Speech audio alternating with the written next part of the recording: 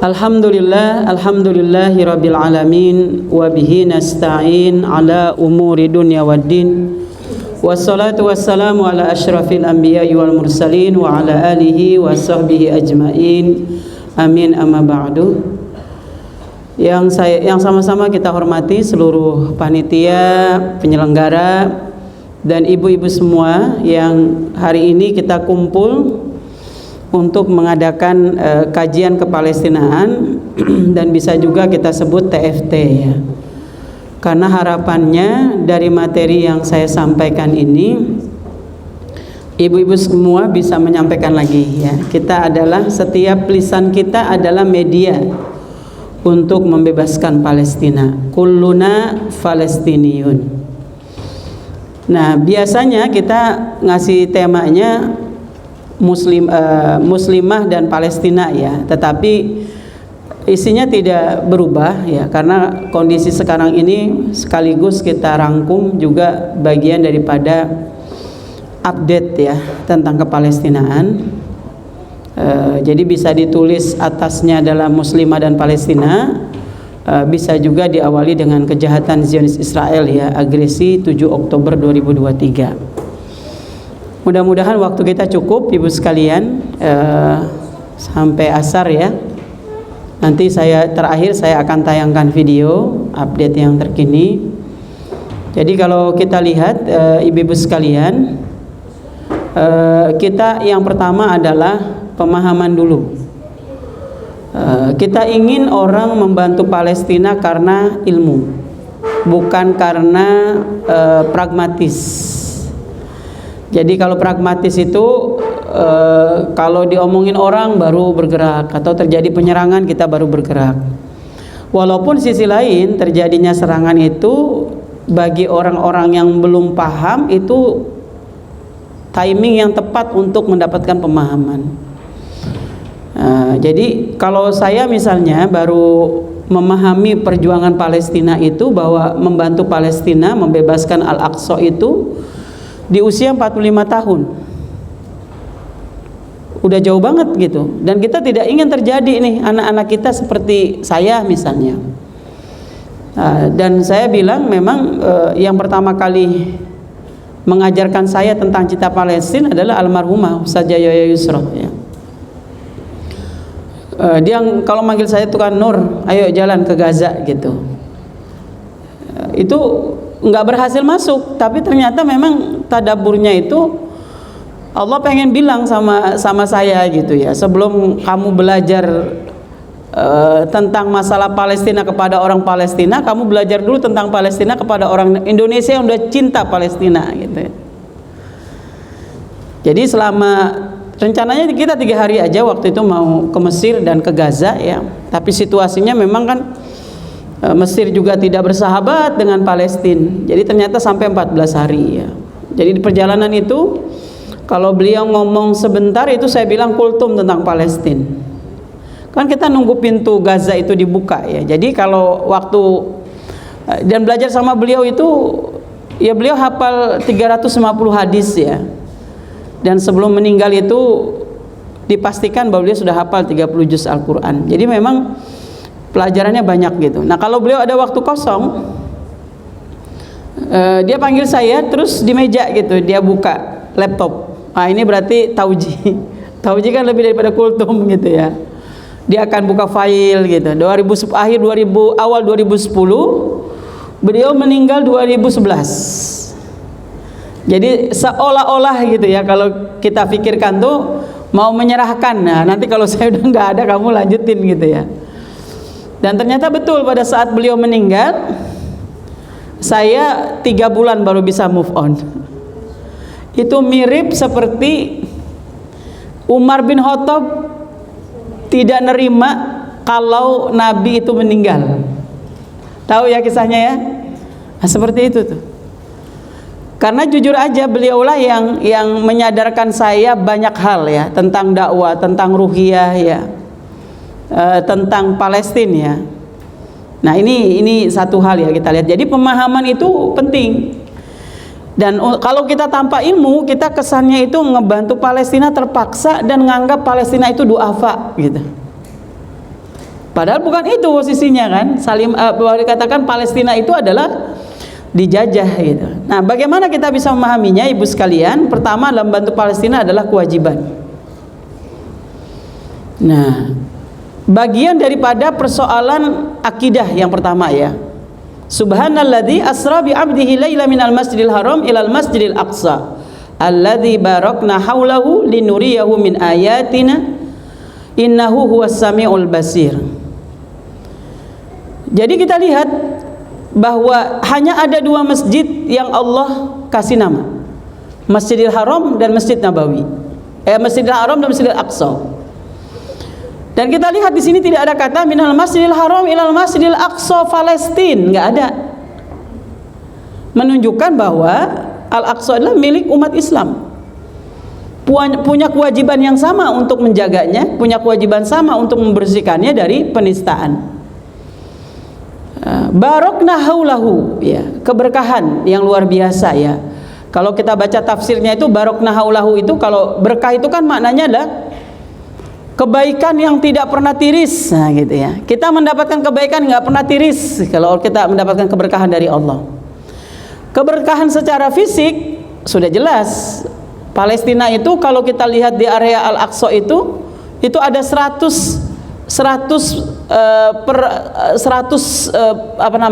peradaban ya, 100 situs peradaban di situ.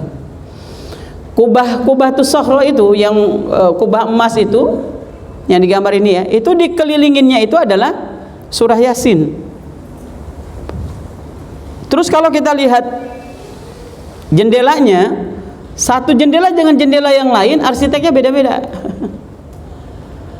Di Hebron itu ada 40 jenis anggur. Kita aja ngeliat baru 2 atau 3 ya di Indonesia gitu. Ini 40 jenis anggur. Belum yang dikatakan kota Haifah ya. Dan kita lihat di Gaza, keindahannya bumi para penghafal Quran gitu. Waktu saya ke sana, Ustadz para bapak-bapak diminta untuk kunjungan ke kebun buah, ibu-ibu ke sayuran, pohon buah-buah sayur-sayuran ya. Terus sampai saya bilang, ini kalau Gaza sama Pondok Pinang tempat saya tinggal Jakarta Selatan itu dekat, ini kita bisa bawa 1 truk ini lemonnya gitu. Nah buahnya juga sama, makanya banyak kebun-kebun buah itu nama pejuang-pejuang, Fortila ya, kemudian ada lagi yang dulu dari Inggris tuh saya lupa. Nah itu yang namanya buah, metik pakai tangan itu, anggur ya, jeruk segala macam, bahkan bunga-bunganya. Terus saya kan sempat nanya, ini kok bisa subur seperti ini padahal kan tandus gitu. Mereka katakan karena disirami pupuk ribuan darah syuhada. Terus kita lihat pantai Gaza itu tempat rekreasi satu-satunya. Tapi anak-anak rekreasi itu juga tasmi Quran, coba bayangin. Ada 1000 anak rekreasi di sekelilingin pantai Gaza. Itu satu anak baca 15 juz. Kalau 1000 berarti 500 juz ya. Kalau kan 15 juz berarti 500 kali khotam. Kan satu anak baca 15 juz seharian itu. 30 juz saja mereka bisa seharian yang kita lihat. Nah, barokna haulahu ya, itu kita lihat ya dari fisiknya. Sedangkan orang yang terkoneksi dengan persoalan Palestina, dia juga akan mendapatkan keberkahan. Keberkahan kita lihat banyak keberkahan yang kita dapatkan ya. Karena kita tahu Palestina adalah bumi para anbiya, bumi para syuhada, bumi para penghafal Quran ya. Jadi kalau kita mengurusi Palestina, maka Allah akan memberkahi semua aktivitas kita. Dan ini sampai kiamat. Qadhayatul ula, persoalan umat yang paling pertama itu adalah Palestina. Maka almarhum asyahid ya, Dr. Yusuf Qaradawi, waktu saya ada acara pertemuan di Istanbul, itu bagian pustakanya itu presentasi bagaimana tentang beliau. Hampir semua buku-bukunya, 90% khotbah-khotbahnya itu bicara soal Palestina. Walaupun judulnya mungkin beda, tapi nanti diselipin tentang ini ya. Jadi kita harus ambil bagian gitu. Dan dia tidak boleh dibenturkan.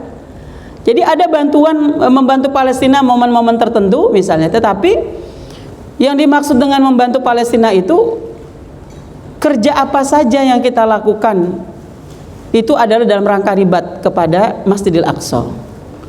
Kalau orang di Palestina, mereka menjaga Masjidil Aqsa itu dengan sholat bersama, taklim, baca Al-Quran, murabitin, murabitoh ya. Kalau di Gaza mereka bertahan dengan hidup serba susah ya. Nah, kita menjaga Masjidil Aqsa dengan menjadi penghafal Quran, menjaga Masjidil Aqsa dengan menjadi guru, menjaga Masjidil Aqsa dengan menjadi pengusaha, menjaga Masjidil Aqsa dengan menjadi pengurus salimah atau pengurus lembaga-lembaga lain yang kita miliki. Jadi kalau kita katakan bahwa mensukseskan semua kerja-kerja kebaikan baik diri kita maupun untuk umat, untuk masyarakat, litahrir Palestina, termasuk perjuangan kita untuk memenangkan dakwah 2024 adalah litahrir Palestina. Kita nggak ingin selamanya membantu Palestina dengan recehan. Walaupun recehan kita lebih berharga daripada dolar yang nggak disumbangin buat Palestina ya. Recehan itu dia adalah batu bata, pondasi, setetes kepedulian. Kalau kita bilang satu koin ketika dikumpulkan menjadi lautan koin gitu. Pernah dengar kan? Orang bisa beli mobil dengan koin, orang bisa umroh dengan koin gitu ya. Tapi lambat laun dengan pemahaman itu sudah bermasyarakat, maka suatu saat yang akan kumpul seperti kita ini adalah para donatur. Mereka punya kelebihan rumah, kelebihan handphone, kelebihan motor, kelebihan laptop ya. Semua mengorbankannya untuk itu. Tetapi sekali lagi, berapapun yang ibu kumpulkan, itu adalah donasi terbaik yang kita berikan. Ini dalilnya dari 22 dalil tentang kewajiban membantu Palestina. Kita lihat ya. Nah, kemuliaan Masjidil Aqsa. Nah, ini tadi yang saya cerita ini gambarnya nih, Bu. Anak-anak para penghafal Quran itu rekreasinya di depan pantai. Ini 1000 anak para penghafal Quran. Nah, hanya ada 2 masjid yang diberi nama oleh Allah langsung, Masjidil Haram dan Masjidil Aqsa, tempat mi'raj di Baitul Maqdis. Padahal kan bisa Allah memi'rajkan dari Mekah langsung ke Sidratul Muntaha, tapi mampir dulu ke Baitul Maqdis. Walaupun sejarahnya kita tahu juga Nabi merasa sendiri, terasing di Mekah itu. Orang-orang yang bersamanya disiksa dan segala macam hal. Maka untuk menghibur beliau, Nabi itu diperjalankan sampai ke Sidratul Muntaha. Itu semua ketemu Nabi itu, bahwa ingin Allah tunjukkan bahwa kamu tidak sendirian dalam berjuang. Nah, kita lihat lagi tempat diwajibkan sholat 5 waktu. Jadi setiap kita sholat 5 waktu, mestinya kita selalu terkoneksi dengan amal Palestina gitu. Karena kewajiban perintah sholat itu di Baitul Maqdis. Mendapatkan lipatan pahala sholat di dalamnya. Sekali kita sholat. Sekarang saya tanya sama ibu-ibu sekalian, yang namanya Masjidil Aqsa itu yang mana? Yang kubahnya emas atau yang kubahnya biru? Coba yang kubahnya kuning, tunjuk tangan. Atau yang kubahnya biru? Tunjuk tangan yang kubahnya biru. 1, 2, 3, 4, 5, 6, 7, 8, 9. Yang kubahnya kuning? Enggak ada. Atau ada pendapat lain namanya Masjidil Aqsa yang mana? Nah, satu komplek ya. Jadi yang namanya Masjidil Aqsa itu luasnya 14,4 hektar. Sama seperti kalau Istiqlal 12 hektar yang di Jakarta. Kawasan namanya. Jadi di kawasan 14,4 hektar itulah yang namanya Masjidil Aqsa. Makanya Zionis Israel itu ingin membagi 2 sama orang-orang Palestina, para murabitoh. Pembagian tempat dan waktu. Mereka bilang, bagian kamu Masjid Al-Aqsa itu yang ada bangunannya, bagi kami yang tanpa bangunan. Yang kedua, waktu buat kalian dari jam 7 sampai zuhur. Sisanya waktu buat kami. Seenak udelnya aja dia ngatur kita. Tapi para murabito nggak nerima itu. Makanya mereka disiksa, ditangkap dan segala macam hal, rumahnya dihancurin. Lagi Hanadi Ilwani lagi ngelawan Israel di depannya, pulang ke rumah suaminya sama rumahnya udah dihancurin. Jadi luar biasa ya, penistaan Masjidil Aqsa itu didukung seluruh dunia. Orang yang menistakan Al-Aqsa itu mendapat kafalah 2 juta. Yang menistakan tentara dan ekstremis Yahudi. Lalu siapa yang memberikan kafalah bagi para murabito dan murabitin? Kalau bukan 1,5 miliar umat Islam harusnya. Mereka mati-matian memperjuangkan, tapi hoax semua. Mereka nganggap itu kan tanah suci mereka gitu. Orang mereka tadinya tamu kok, dilayani dengan baik, tahu-tahu ngerunjak Sohibul Baitnya yang diusir gitu, nakbah. Kita lihat ya. Nah, kalau sholat di 14,4 hektar itu sekali kita sholat, ini pendapat hadis itu ada 3. Ada yang mengatakan sekali kita sholat pahalanya sama dengan 250 kali kita sholat di masjid biasa. Ada yang mengatakan 1000 kali, ada yang mengatakan 500. Jumhur lebih banyak mengatakan 500 kali sekali kita sholat.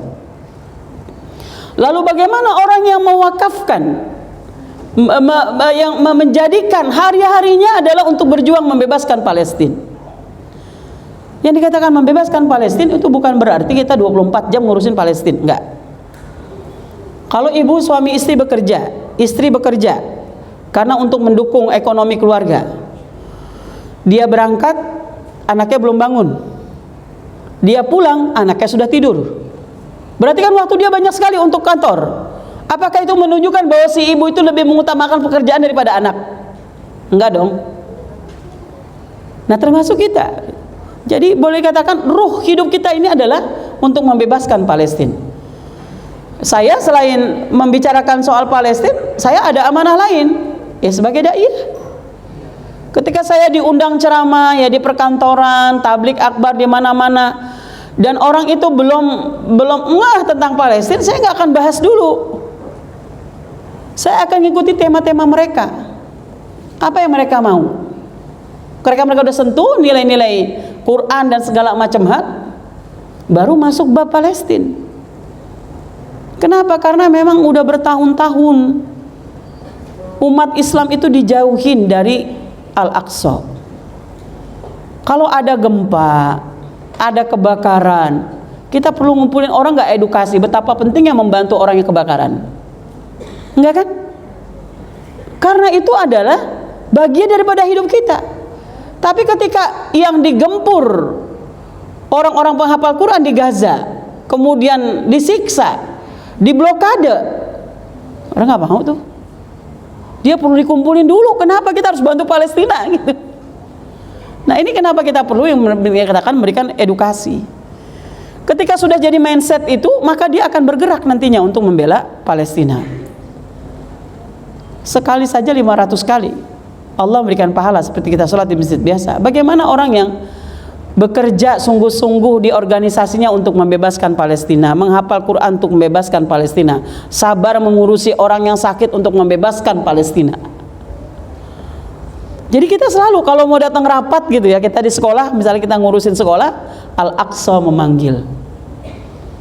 Karena itu keteladanan yang nggak pernah tiris kita lihat. Nabi mengimami sholat berjamaah yang dimakmumi 124.000 nabi dan rasul. Jadi rasul itu ada 315 kita lihat. Di mana mereka itu ada? Di area 14,4 hektar itu. Dan Nabi memimpin sholat dalam keadaan hidup dimakmumi 124.000 nabi dan rasul. Jadi kenapa kita harus marah? Karena setiap injakan kaki ekstremis Yahudi, tentara Yahudi itu ada sujud 124.000 nabi dan rasul. Ini kita lihat hadisnya. sekitar 311-an orang, banyak sekali. Dalam riwayat lain dikatakan 315 orang. Kemudian dalam riwayat Umamah bahwa Abu Dzar bertanya, Nabi mengatakan jumlah para nabi 124.000 orang, 315 di antaranya mereka adalah para rasul, banyak sekali. Itu yang memanggil kita. Jadi kalau orang masih mengatakan ngapain sih milikin Palestina, kita aja lagi mau pemilu, fokus aja pemilu dulu deh. Kita aja susah, fokus belum yang susah deh. Salah. Gara-gara kita mau menang di 2024 misalnya, maka kita membutuhkan pembelaan kita terhadap keberkahan dari Allah Subhanahu wa taala. Ini di Gaza juga tuh. Jadi di Gaza itu sejak di blokade 2006, semua warga itu standby dengan air wudhu. Mereka tuh bisa sholat di mana aja, di rumput, di mana-mana gitu. Maka standby mereka. Ketika ditanya jawabannya sederhana. Kami tidak tahu kapan dan di mana kesyahidan menjemput kami. Kami ingin saat datangnya ajal buat kami, maka kami dalam keadaan wudhu. Kalau sekarang di Gaza itu karena pemboman itu seperti Hitler ya, kita lihat yang syahid itu baru sepekan yang lalu saya nulis di PPT, nanti sudah berubah tuh 1.000, sekarang udah 3.000. Rumah yang pekan yang lalu saya tulis angkanya 30.000, sekarang udah 122.000 rumah yang hancur. Kita lihat ya. Jadi ada anak-anak sekarang udah tahu, itu memang luar biasa tarbiyah maidaniyah ya. Jadi anak-anak sekarang menulis namanya di telapak tangannya. Karena kan sekarang ini banyak sekali yang syahid.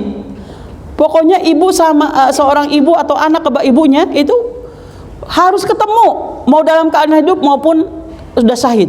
Bahkan yang lebih menyayat hati, mereka temukan anaknya sudah terbagi dua. Jadi mereka masukin kresek dari pala sampai tengah, dari tengah sampai bawah itu masa kresek yang satu, mereka teng-teng. Walaupun menyayat hati, mereka merasa bahagia menemukan jasadnya itu. Nah sekarang anak-anak dan orang tua itu menuliskan nama di tangan, karena kapan saja bom itu bisa ada, supaya ketika masih bisa dicek, karena rumah sakit kan udah penuh gitu. Kalau kita lihat video-video itu, orang tua banyak yang ngelihat tangannya, ini namanya siapa. Jadi sedemikian rupa ya. Nah ini juga di Gaza, bunga. Negeri para nabi. Ini juga yang membuat kita terpanggil. Nabi Ibrahim di Hebron, Nabi Muhammad saat Mi'raj, Nabi Yusuf di Hebron ya. Nabi Yakub lahir dan dimakamkan di Hebron, Nabi Lut lahir dan dimakamkan di Hebron. Nabi Sulaiman 30 tahun memimpin di Palestina dan makamnya di area Masjidil Aqsa. Nabi Ishak hidup dan dimakamkan di Hebron. Nabi Musa makamnya di Jericho tepi barat. Nabi Isa lahir, tinggal dan dimakamkan di tepi barat. Dan Nabi Daud memimpin Palestina selama 40 tahun, 7 tahun di Hebron dan 33 tahun di Al-Quds. Ini nabi orang Palestina, nabi orang Palestina dan nabi kita juga. Makanya ditetapkan pada masa Umar bin Khattab itu tanah Palestina adalah tanah wakaf umat Islam. Jadi kita punya dua tanah, ada tanah geografis itu Indonesia yang kita cintai, ada tanah ideologis Palestina. Jadi kalau Indonesia hanya warga Indonesia yang dijajah, tapi ketika Palestina dijajah, sebetulnya sedang menjajah 1,5 miliar umat Islam. Itu perbedaannya. Negeri para ulama, Imam Malik, Ibnu Hajar, Ibnu Qudamah, Imam Ibnu Syihab dan Imam Syafi'i. Ini masih banyak lagi. Contohnya aja salah satu. Kedua ya, tadi bahwa kenapa kita wajib membantu Palestina? Yang pertama adalah membantu Palestina adalah juz'un minal aqidah. Cuma perbedaannya, kewajiban itu berbeda. Di Gaza itu ada 2 juta sekian, di tepi barat 3 juta, kalau kita total sekitar 5 jutaan.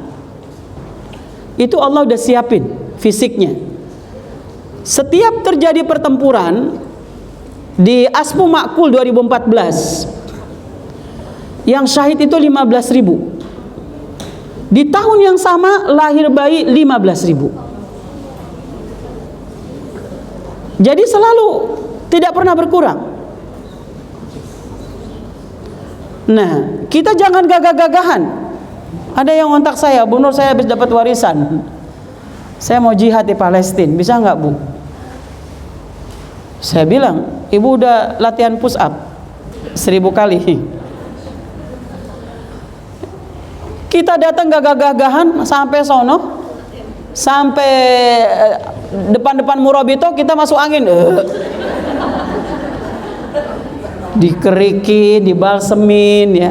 Bukan kita nolongin Palestina, Palestina nolongin kita.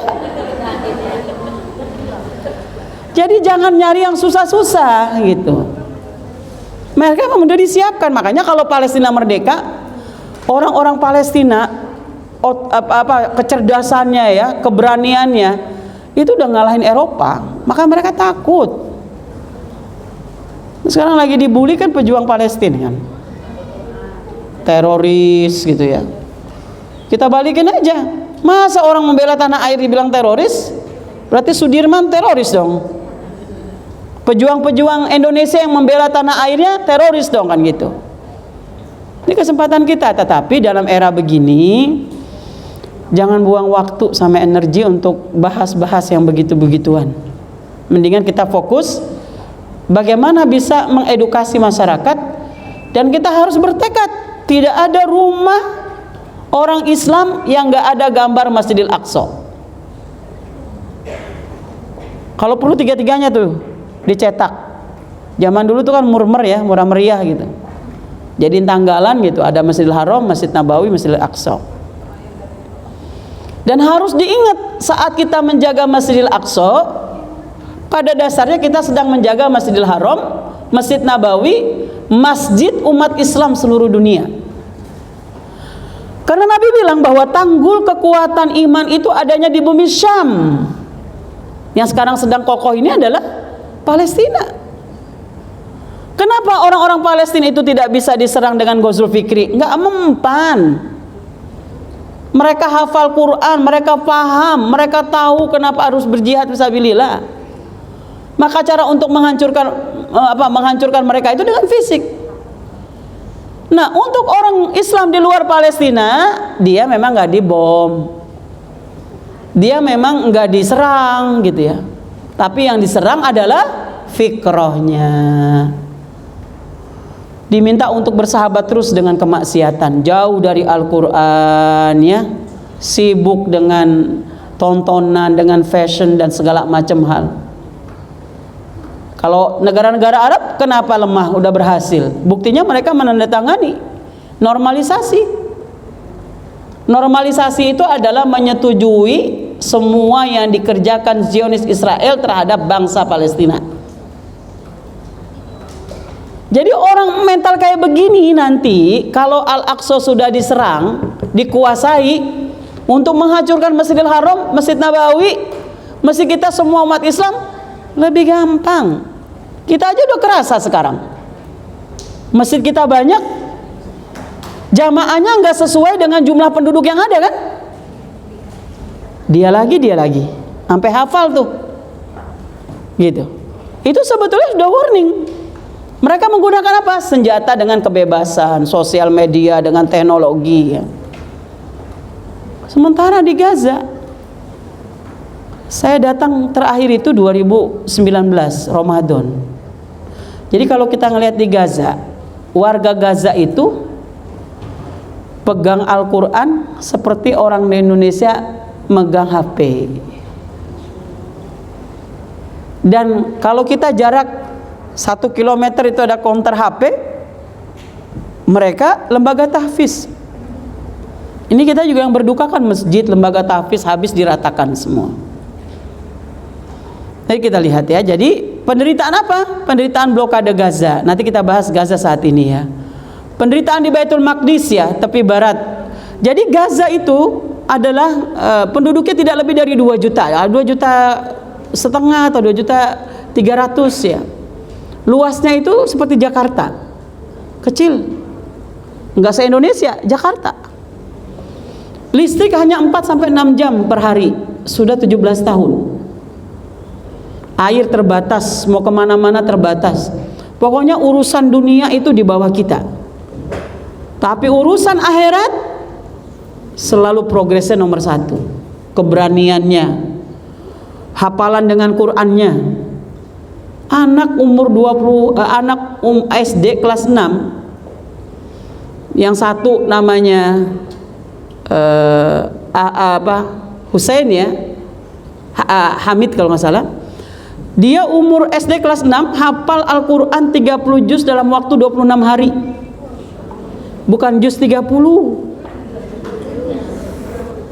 Kita juz 30 nggak kelar-kelar. Anaba lagi gitu ya. Ada yang 27 hari 30 juz. Ada namanya Fatia Gatos, buta huruf, 57 tahun dia mulai memperbaiki bacaan Qur'annya itu 50 tahun. Setelah 50 tahun dia baru mulai menghafal. 6 tahun dia hafal 30 juz Al-Qur'an. Haja Azizah 2014 dia diwisuda hafal 30 juz Al-Qur'an usia 73 tahun. Setelah dia diwisuda, sepekan berikutnya dia dibom oleh Israel, Asmu Ma'kul, perang Asmu Ma'kul, genosida, tubuhnya hancur. Haja Azizah dalam 2 pekan itu mendapatkan 2 sertifikat, hafizah, syahidah. Luar biasa. Makanya kita minta dipanjangin umur oleh Allah Subhanahu wa taala agar umur kita yang tersisa kita mendapatkan 2 sertifikat ini. Dan kita harus bisa memastikan ketika Allah cabut nyawa kita, tahsin kita sudah beres, hafalan kita sudah nambah. Jadi jangan sampai udah ngaji lama ya, baca Al-Qur'annya masih bermasalah, nggak ada terikat. Kita terikat dengan lembaga tahfiz sampai mati. Kita berdoa kalau kita udah hafal 30 juz, kita nggak apa-apa nawarin diri untuk menjadi musyrifah. Karena menjadi musyrifah itu menjaga hafalan kita. Saya dulu awal-awal menikah, almarhum suami saya itu agamanya bagus ya, kuat lah, ustadz ya, keluarga ustadz gitu. Nikah sama saya, awal-awal dia masih jaga perasaan saya, nggak pernah negur. Nah sayanya kegeeran lagi baca Al-Quran pakai suara. A'udzubillahi minasyaitonirrajim gitu kan. Lama-lama suami saya bilang, Mi, Abi kalau dengar Umi baca Quran, telinga Abi nih gak betah banget dengerinnya, banyak banget yang salah. Makhrajul huruf za, ja, za, sa, sa, sya itu. Ini agak lama kan kita kalau udah tuir-tuir begini agak berat ditahsin nih. Makanya saya pulang dari Gaza waktu itu, karena itu ketampar, jadi saya sampai penginapan nangis lagi. Luar biasa ini ya, orang ada zaman sekarang ya, hidup udah diblokade, kapan-kapan digempur, listrik terbatas, kok bisa hafal Quran gitu loh. Usia 57 tahun udah 6 tahun doang hafal Quran. Setelah itu saya pulang ke Jakarta, saya jurusan agama juga dulu, madrasah gitu ya. Tapi kan kita dulu bisa jadi tajwidnya belum beres gitu. Akhirnya saya bilang, lembaga-lembaga tahfiz itu kan saya sering ngisi gitu. Saya bilang, Ustazah, pokoknya saya mau belajar tahsin. Cari guru yang ngajarin tahsin saya, nggak kenal saya sebagai ustazah. Bukan apa-apa, kalau kenal sama saya, yang salah dibenerin kan gitu. Dapat saya gabung dengan ibu-ibu tukang nasi uduk, itu belajar sendiri tuh saya tukang nasi uduk. Yang ngajar umur anak saya 21 tahun, dimarahin juga saya. Bu, diulang bu, salah masih itu bu. Itu sampai saya bisa lalui, baru setelah sudah masuk ke kelas tahfiz, udah biasa kan, karena setoran dan segala macam hal. Tukang nasi uduk itu, saya lihat uletnya itu, dia bilang, setiap ujian nih, Ustazah, kalau mahrud saya belum bener banget, kata dia, jangan lulusin saya. Jadi untuk tahsin aja 2 tahun dia baru lulus, tapi bangganya minta ampun dia. Karena pendidikannya ya jualan nasi uduk, tapi setiap tahsin itu nggak pernah absen. Di kelas saya yang daftar sih di grup setoran tahfiz itu ada 15. Tapi setiap mau setoran yang hadir cuma 5 orang, padahal masih muda-muda ya. Memang hidayah, belajar Quran tuh hidayah. Kan kalau di kelas tahfiz itu setiap malam, setiap pekan kita setoran 1 halaman. Nggak tahu di lembaga tahfiz yang lain. Dan yang buat saya bahagia banget itu lembaga tahfiz kita selalu ada mutabaah rekap tilawah harian. Karena ketika kita tilawah itu mempermudah kita menghafal. Jadi kalau yang baca Al-Quran sehari itu lebih dari 1 juz itu nanti dia taruh love 2 gitu, kasih tahu sama ustazanya itu. Kalau dia 1 juz love-nya merah, kalau itu yang pink ya, yang gabung itu. Kalau dia setengah juz lebih itu yang warna hijau, warna hijau. Kurang dari setengah juz itu ada yang warna biru apa tuh ya. Sampai luar biasa itu, karena kita membiasakan baca sehari itu. Nah lama-lama kita udah terbawa tuh. Ya hari ini belum baca nih. Hari ini belum baca. Nah itu yang kita lihat. Nah di Gaza itu menjadi ruh perjuangan. Nanti kita lihat nih kejadian yang terbaru ini. Bagaimana Al-Quran itu bisa memenangkan mereka. Penderitaan di Baitul Maqdis ya tepi barat. Penderitaan di pengungsian. Penderitaan dalam tahanan ya. Itu udah nggak ada habis-habisnya kita lihat. Nah baru sekarang ya kita di Gaza nih Bu ya, tindakan blokade itu udah melanggar. Bayangin kita diisolasi mandiri saja, awal-awal ada COVID, orang-orang daerah itu dikucilkan kan Bu. Bahkan tidak sedikit mereka nggak tahan dengan dikucilkan ya, nggak dipedulikan, orang takut nular, ada yang bunuh diri. Kemudian barulah setelah itu orang bisa menyadari bahwa siapa saja bisa. Bahkan kita pernah masal itu COVID ya, 1 keluarga. Tetapi separah-parahnya COVID, kita isolasi mandiri ya pada saat COVID, kita belum separah di Gaza. Listrik masih 24 jam, full AC, bisa GoFood, ya nggak? Bisa ngantor juga. Saya pernah COVID tuh karena saya ngurusin ibu saya yang COVID, bapak saya COVID, adik-adik saya pada nggak berani. Saya kena COVID juga. Saya bener-bener anak saya parno ya. Kamar saya dipasangin CCTV. Kalau nggak ada gerakan, bunyi itu di atas. Mi. Itu saking takutnya pas saat itu. Kita masih disayang, banyak orang semua.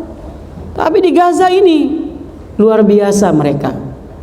Nggak bisa bebas seperti kita ya, masya Allah. Kita lihat.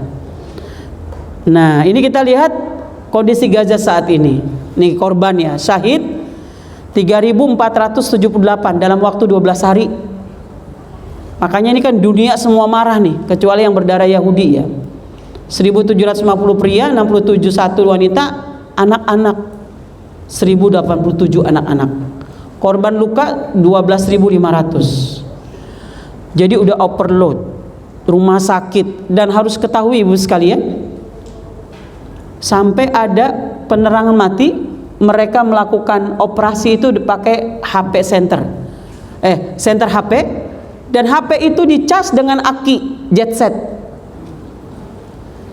dan setiap apa saja yang masuk ke fisik anak itu, peluru, serpihan, itu nggak pakai obat bius, kagak ada obat bius.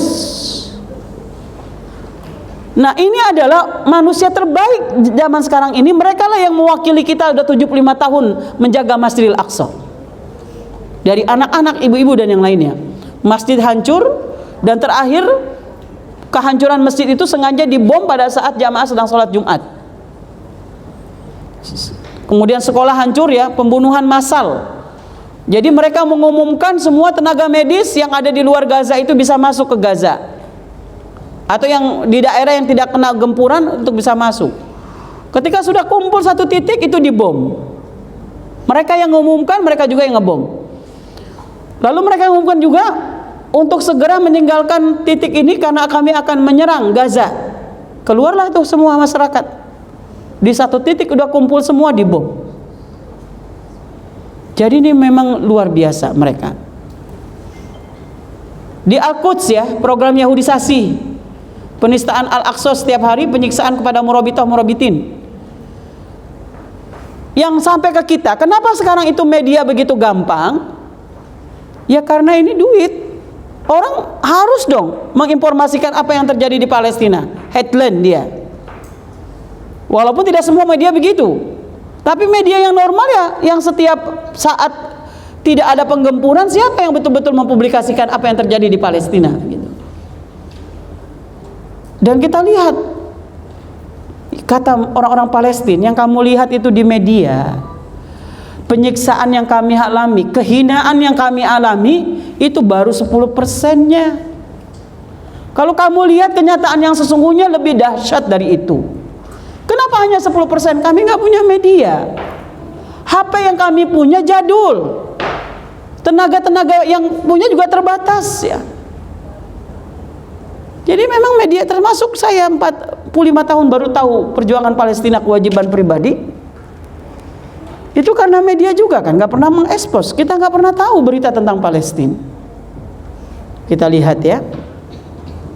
Dalam tahanannya 1.350.000 kasus penahanan dilakukan penjajah Zionis Israel. 95 tawanan Palestina mengalami penyiksaan. Ada yang dipukuli, dijauhi dari keluarga, larangan menjenguk. Salah satu contoh aja deh saya kasih gambaran. Khadijah Khawais. Khadijah Khawais itu koordinator Majelis Taklim Al-Aqsa. Kita sebut koordinator Murabitoh. Dia sama Hanadi Hilwani. Itu yang bolak-balik masuk penjara. Di akhir 2017 itu ada di buku saya.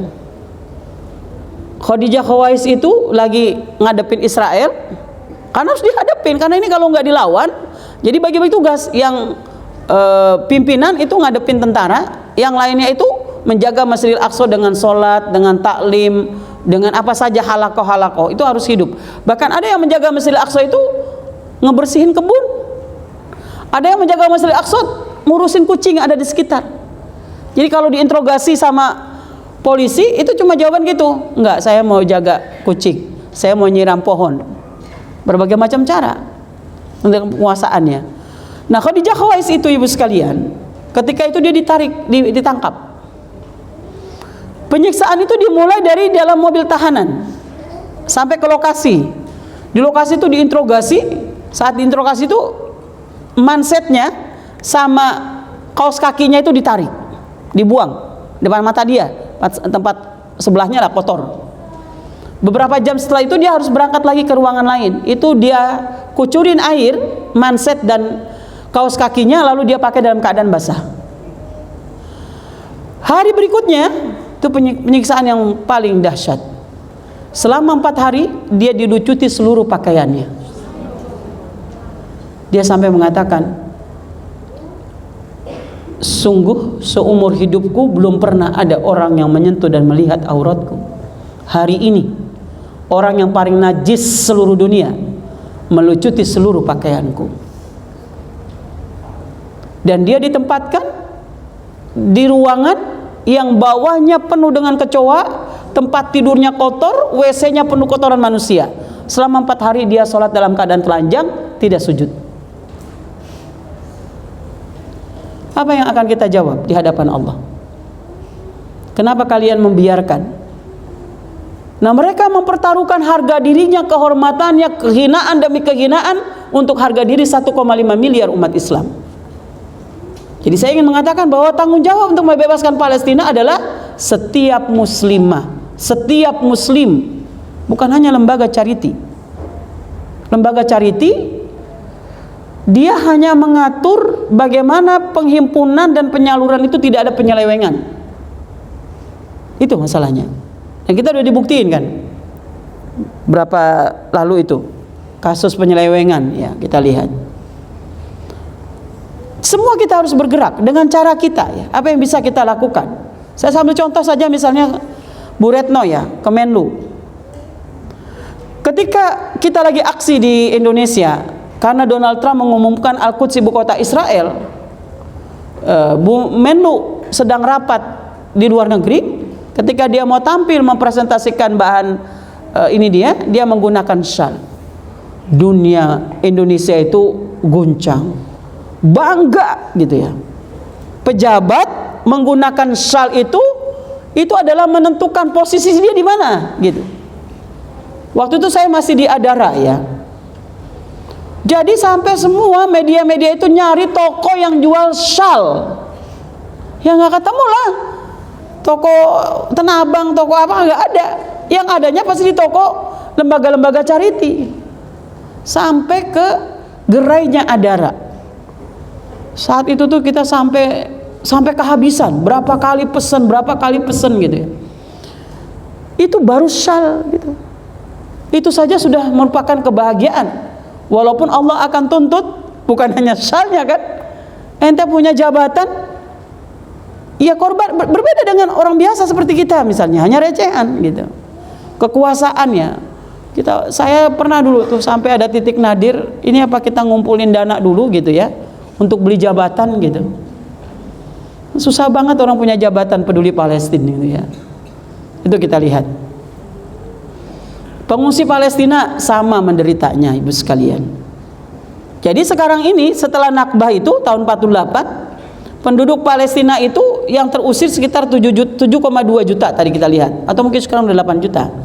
Sekarang penduduk pendatang tentara Israel atau warga ekstremis Yahudi itu angkanya sudah mendekati angka 7 juta di tanah Palestina. Karena mereka targetnya adalah menghancurkan Masjidil Aqsa, dan tidak ada lagi satu orang Palestina pun di Palestina. Harusnya kita juga begitu. Tidak ada satu orang Yahudi pun di tanah Palestina gitu. Nggak apa-apa pakai ini aja saya. Ya nggak apa-apa. Coba bayangkan ibu sekalian. Jadi kalau kita lihat penduduk Palestina itu di dalam dan di luar sekitar 12,5 juta.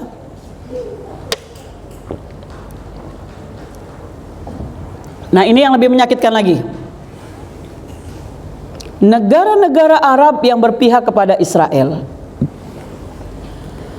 Uni Emirat udah menandatangani normalisasi 15 September, Bahrain 15 September, Sudan Februari 2022, Maroko 10 Desember 2020.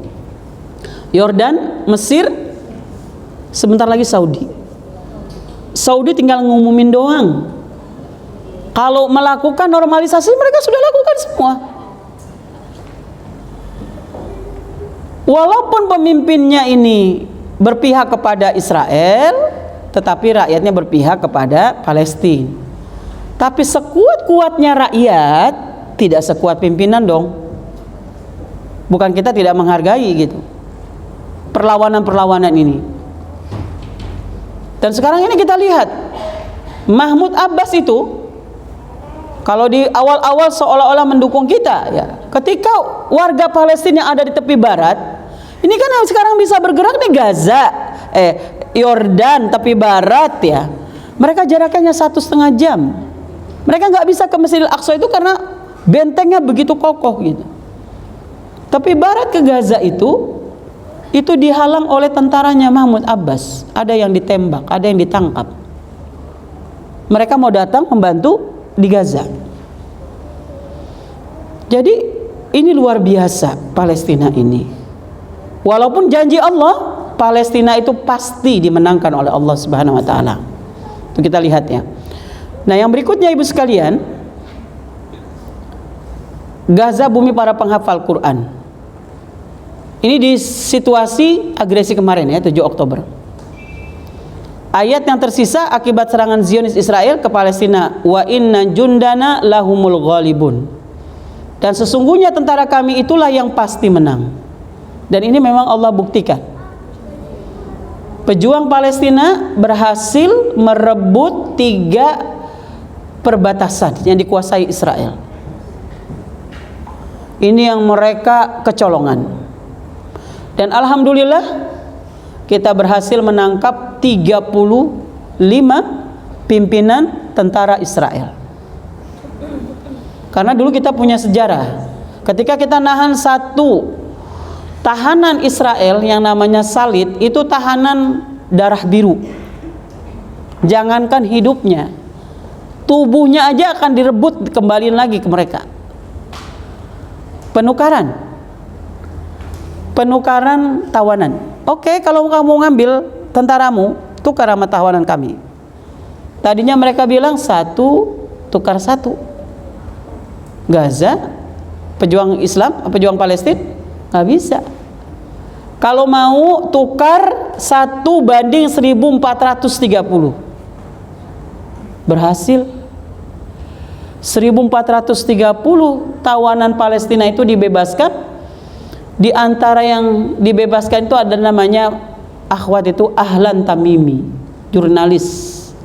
Dia diponis 450 tahun, sudah jalanin hukuman 10 tahun. Termasuk yang dibebaskan itu.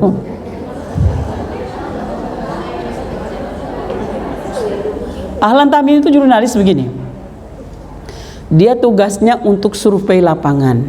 Kan mau waktu itu tidak ada cara lain, dunia diam, negara Arab tidak membantu. Cara yang paling ampuh untuk menghadapi penjajah itu adalah melakukan aksi bunuh diri. Dan Dr. Yusuf Qaradawi memfatwakan boleh. Supaya aksi bunuh diri nggak rugi, harus disurvei dulu dong.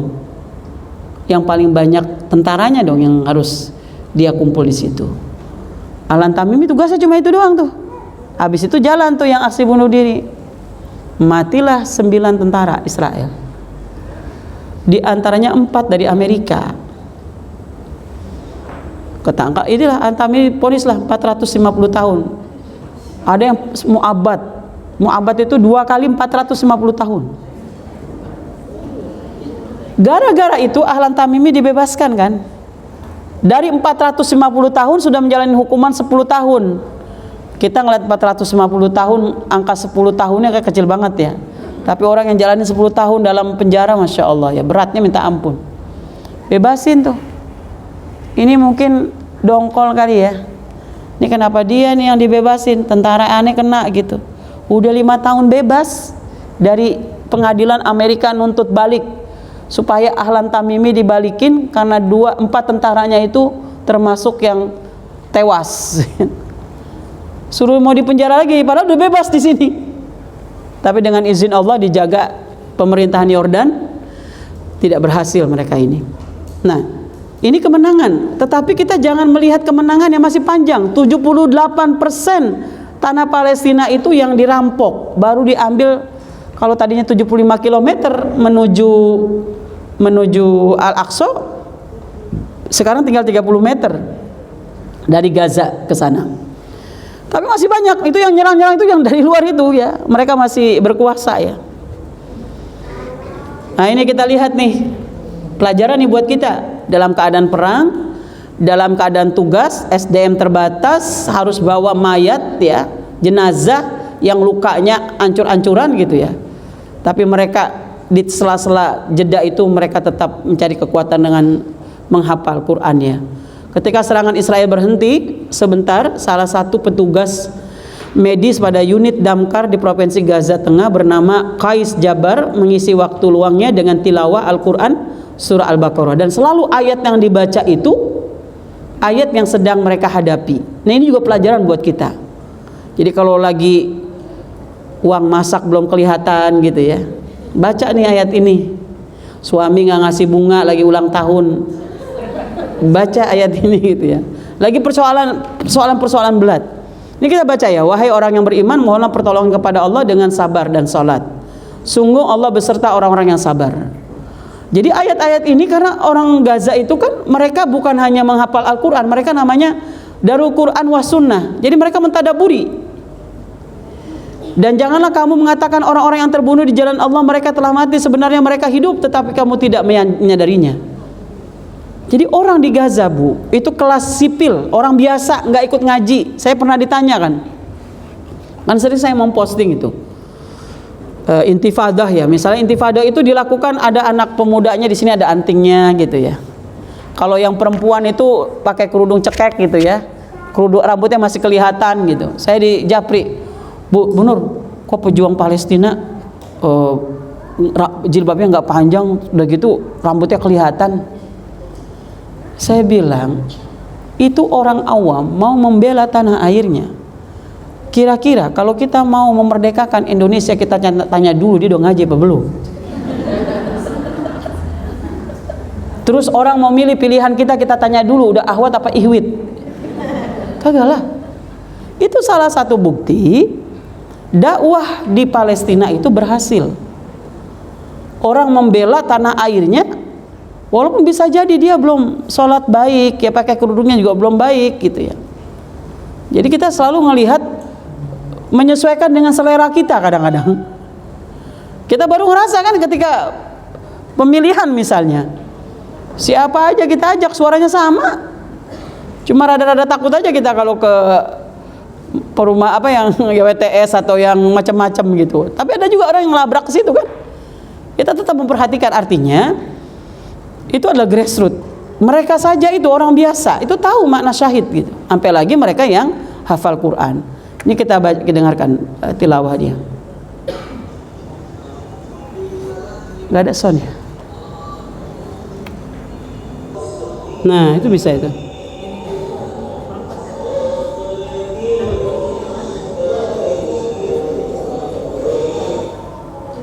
Ya, kita lanjutkan yang lain. Nah, ini di belakang rumah yang hancur ya. Dan janganlah sekali-kali kaum Muhammad mengira bahwa Allah lalai dari apa yang diperbuat oleh orang zalim. Sungguh Allah memberi tangguh kepada mereka sampai hari yang pada waktu itu mata mereka terbelalak.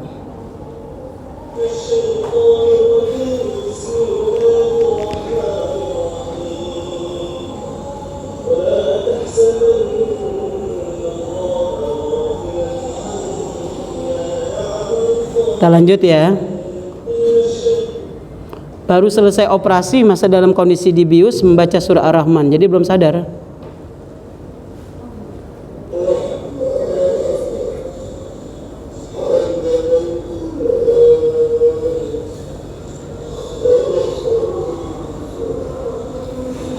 Lanjut ya. Keteladanan anak Gaza yang tidak pernah tiris, abang yang terluka sedang membimbing adiknya mengucapkan syahadat sebelum syahid.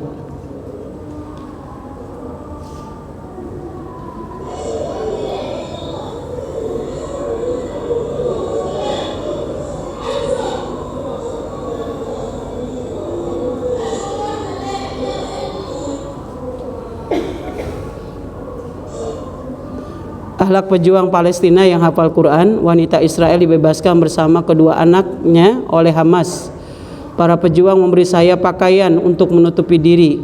Seorang pejuang Palestina menggendong salah satu anak saya di bahunya, dan saya menggendong yang lain, dan mereka menyuruh saya untuk kembali.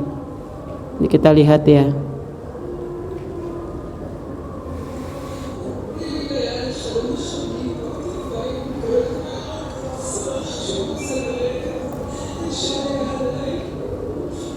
Ini dia terharu bahwa pejuang Palestina itu tidak ada yang kasar.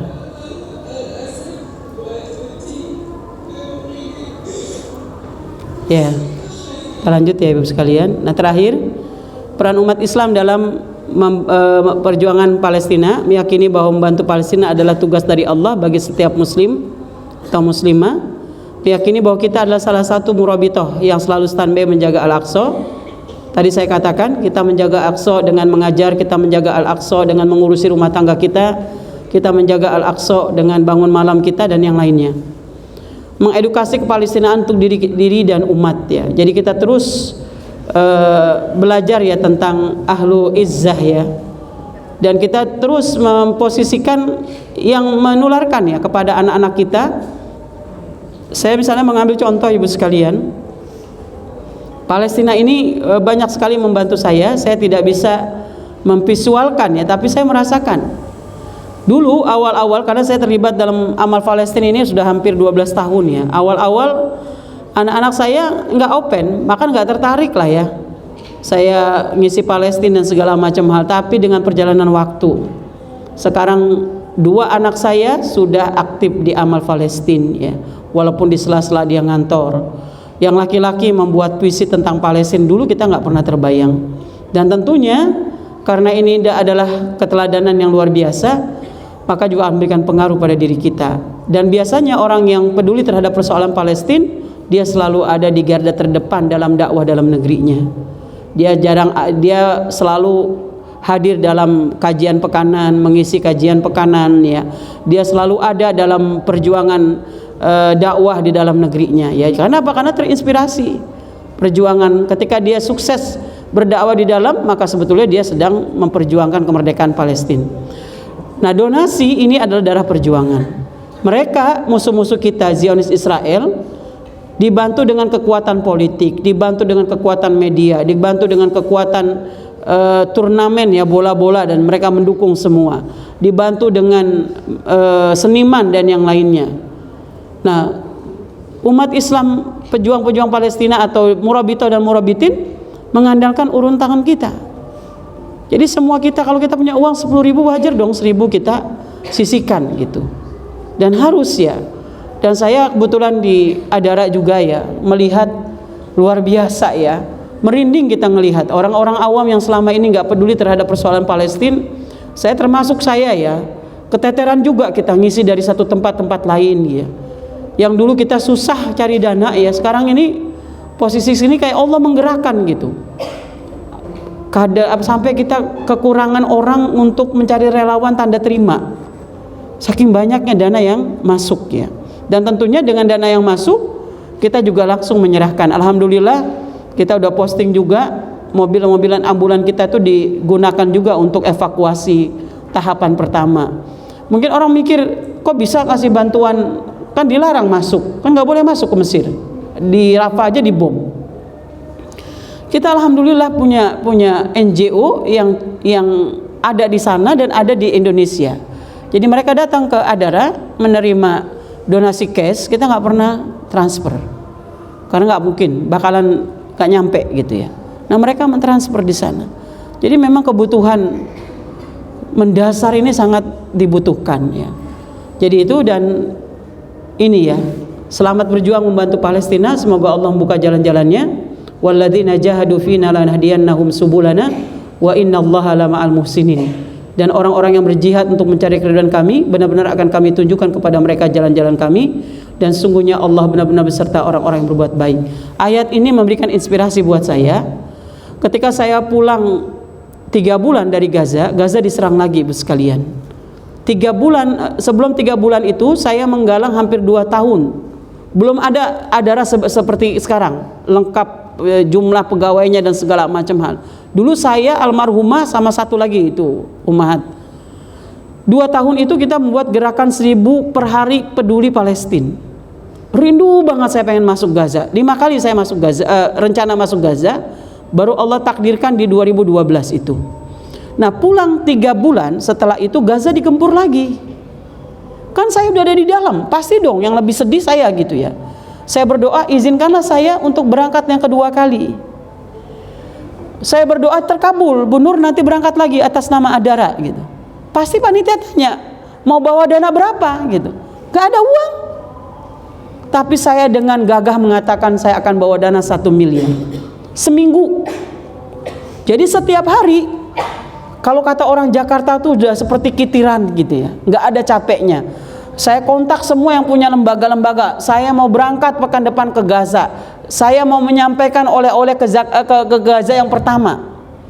Sehari saya bisa 5 titik, 15 menit saya pulang, nanti dilanjutin panitia, 15 menit.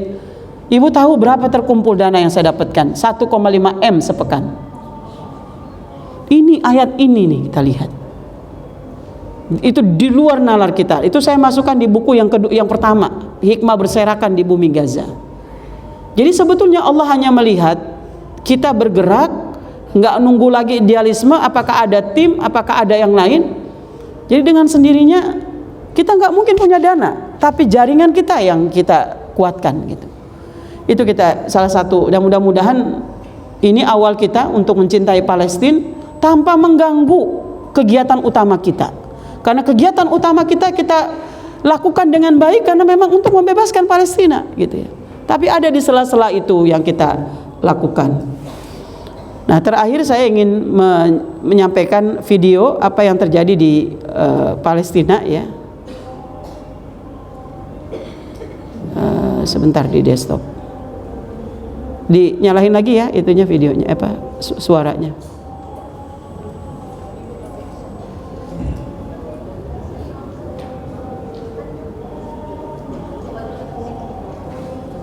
Oh, ini pakai ini ya. Oh iya.